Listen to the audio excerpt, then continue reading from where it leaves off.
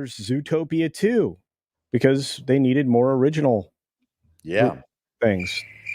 Yeah. Well, wait, come on now. There's Elio, which we've been hearing about for 4 years. They just added Zoe Saldana. Wait, Frozen 3. Are you serious? I think they're making a Frozen 4 as well. Course. Yes, you're getting Frozen 3 and because that's the only successful thing they've ever had in the last 20 years. That's why. Wait, you guys, Toy Story 5.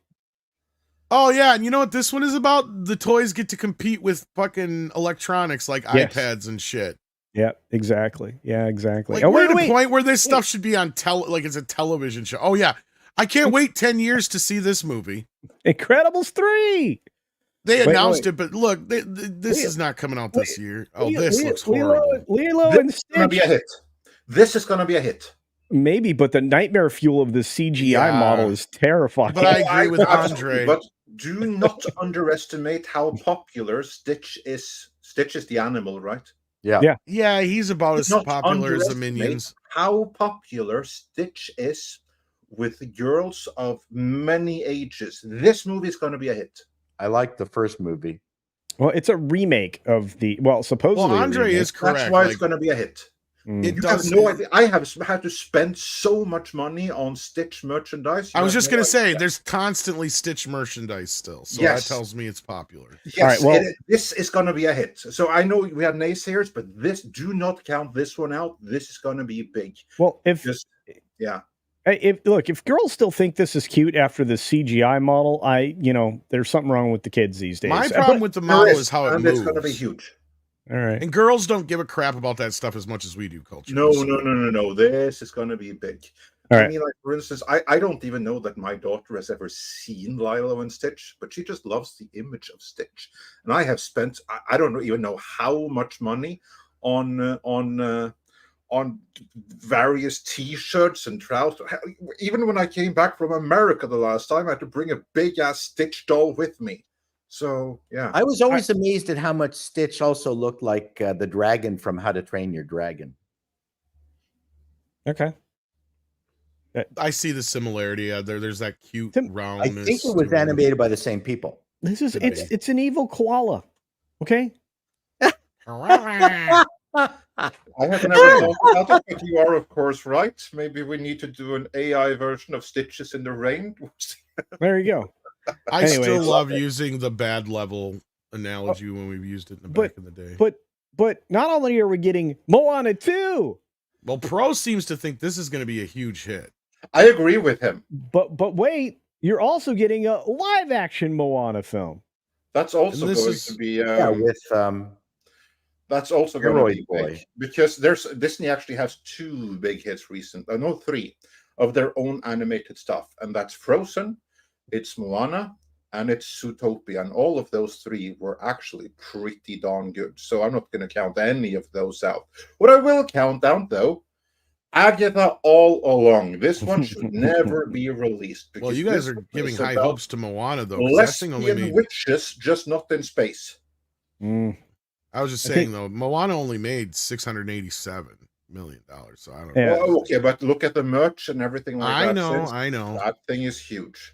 We'll see. But Agatha, nobody gives a shit about it. Well, the highlight of this was Catherine Hahn singing the song, The Ballad of the Witch's Road. That's her singing.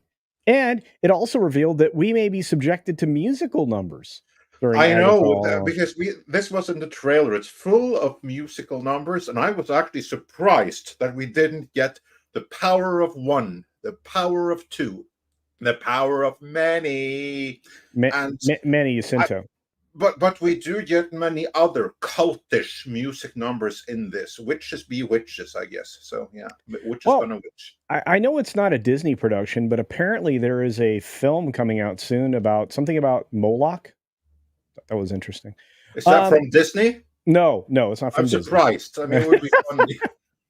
Well, look, we got to see a preview of the first steps snippet of some cut together, not probably very much actors footage of Fantastic Four for everybody to get super excited about.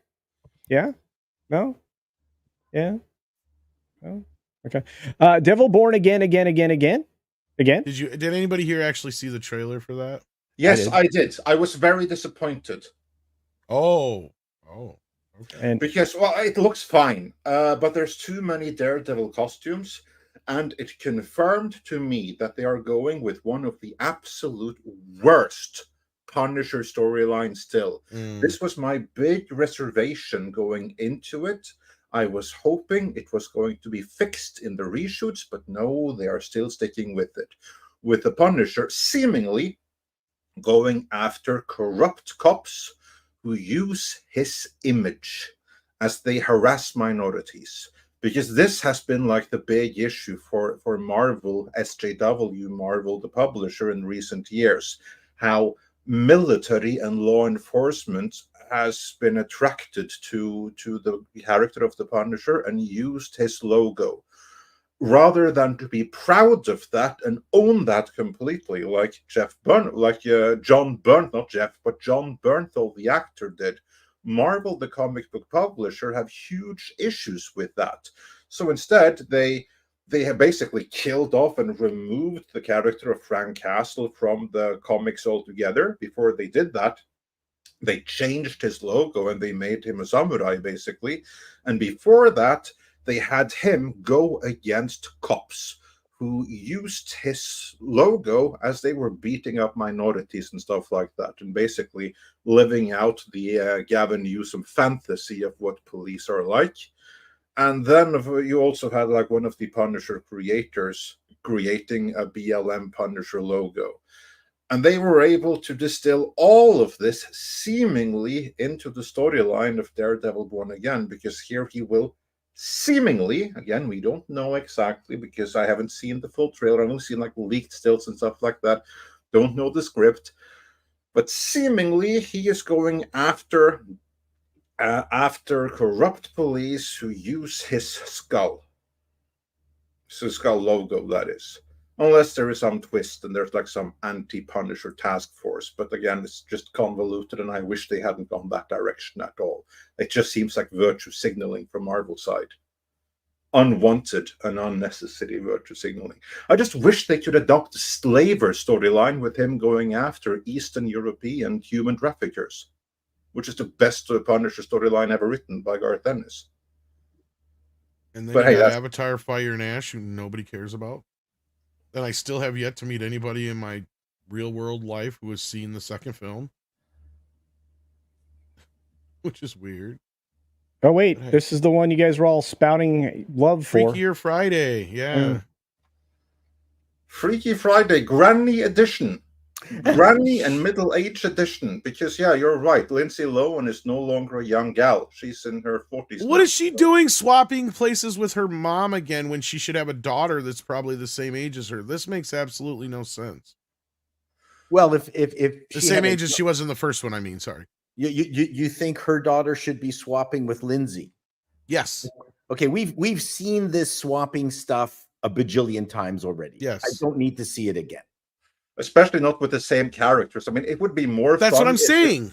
If it was between Lindsay's daughter and the grandmother. That would be or that. There fun. you go. That's even better. Yeah. Yeah, Thank you. What they should have done. But I would like to see Lindsay wearing what's her name's compression stockings. See, that would be really cool, and having to wear. She probably has her own compression stockings at this age. Yeah. What? She probably has her own compression stockings. Maybe, but I mean that spoils my joke, Andre. I mean, like maybe like adult diapers.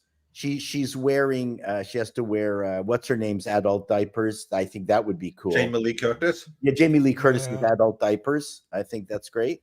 She should also inherit Jamie Lee Curtis's trans child.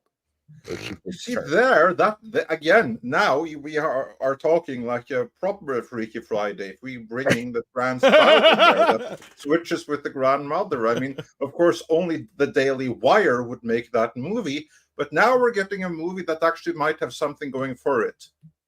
Yeah, but you know what? If it was the opposite, that would be really neat if Lindsay flips into Jamie Lee Curtis's body, deals with a grandchild that the Jamie Lee Curtis has been treating as trans, but in Lindsay Lohan's version, she goes, "Oh, get a life. You're just out of your fucking mind.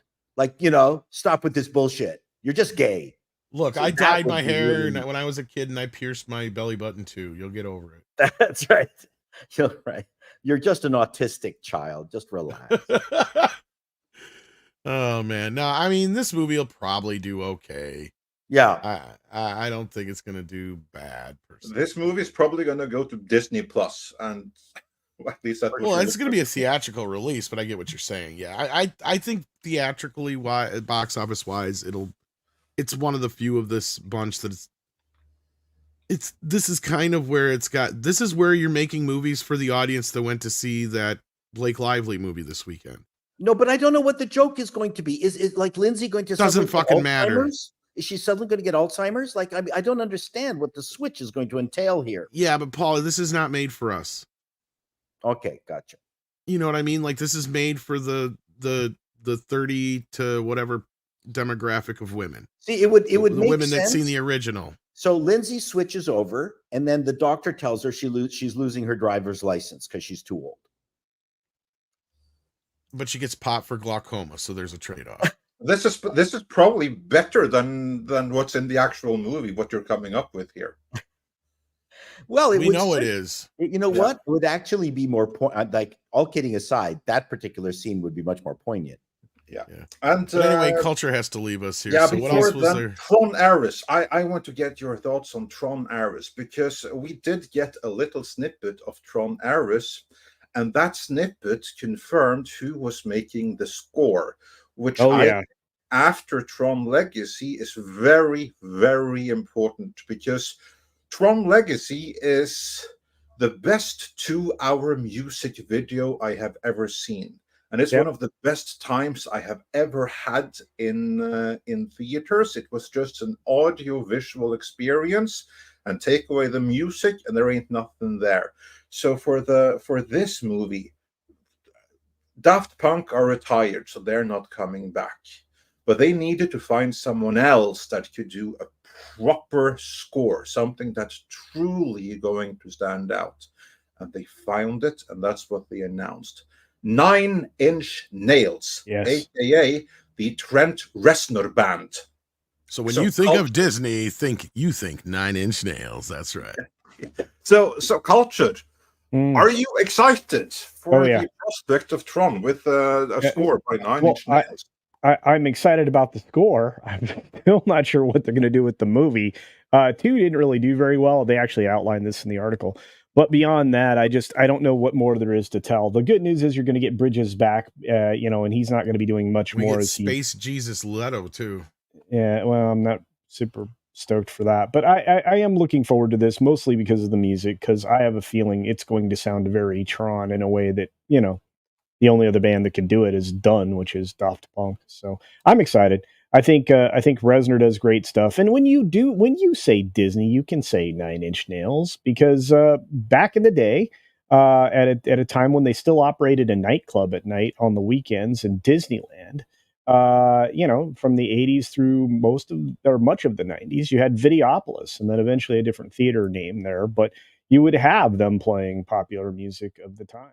This clip was taken from Midnight's Edge in the Morning, which streams live every Monday, Wednesday and Friday at 9 a.m. Pacific Time on the Midnight's Edge main channel. There you can send in your live questions and comments before clips and full stream replays are uploaded to Midnight's Edge live archives. We are also on Twitter, Rumble, Odyssey and Facebook, so smash that like, help share, subscribe and join us.